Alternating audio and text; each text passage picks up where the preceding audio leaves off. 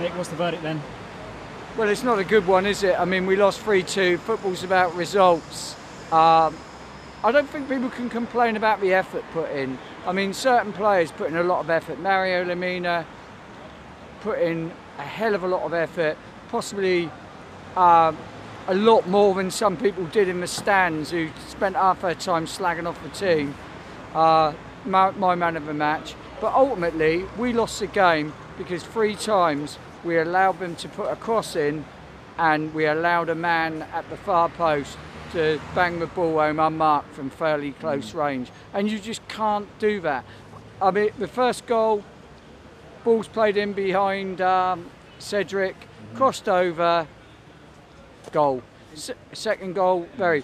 Hope will get a bit of stick for holding the ball up on the touchline for the third goal, but at the end of the day, it came a long way. Yeah, I suppose we can digest the 3 goals. That first goal, really, not a nice worked move by Fulham, but you know, is once again unmarked in the 6-yard area. You know, it's a case of deja vu. We take the lead. Armstrong, taking his opportunity on his right foot. We go 1-0 up, but once again, we invite the other team into the game. I mean, teams always come into games. I mean, it's okay saying, oh, we invite other teams in the game. We had 30 minutes of high pressure, high tempo game, and at some stage you can't do that for 90 minutes, you can't do that for 45 minutes each half.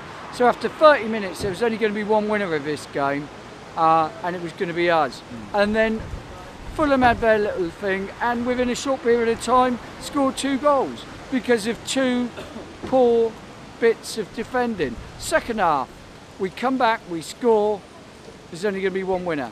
2-2, you think there's only going to be one winner, and then we shoot ourselves in the foot again. And we can't keep doing that. I mean, there's something missing. I mean, you can't complain about the support. You can't complain about the effort the team put in. What you can complain about is the quality, the individual quality. Certain players had good games and tried hard. Lemina, Armstrong, Stuart Armstrong, who of course was a poor signing, who had got Les Reed the sack ultimately, scored 2 goals, 2 good goals, walked forward.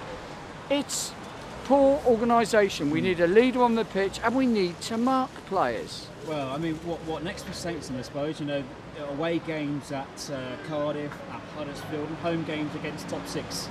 Well, the thing is, people will go, you'll read on social media about, oh, that's it, we're down, we're out. There's 25 games left.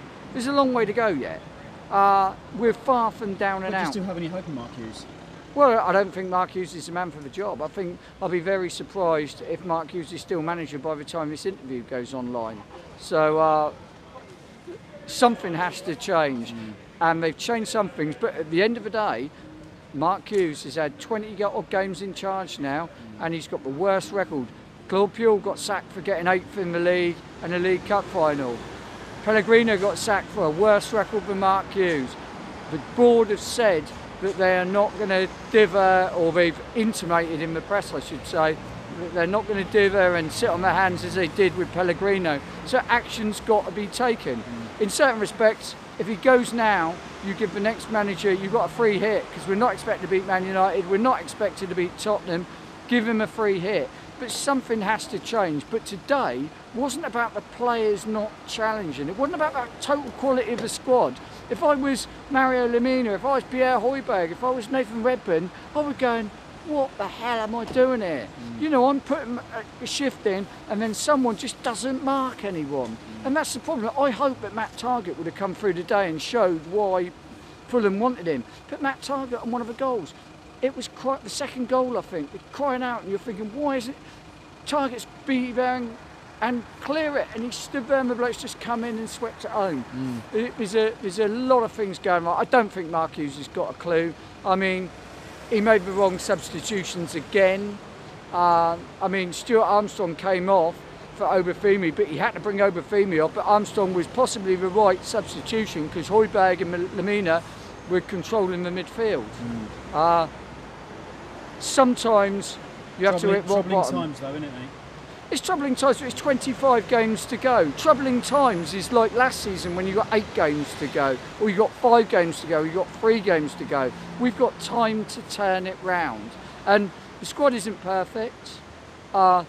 It's not as bad as they thought. Stuart Armstrong proved today, because Stuart Armstrong was the big catalyst, you know, to Les Reed going. Armstrong, El Yunusi and Vestergaard are poor signings, and that shows it. Armstrong showed today that he can play football. El Yunusi didn't. Maybe Vestergaard will in the coming weeks. But it needs a new manager, and it needs a leader in January on the field. There's no leadership on the fields.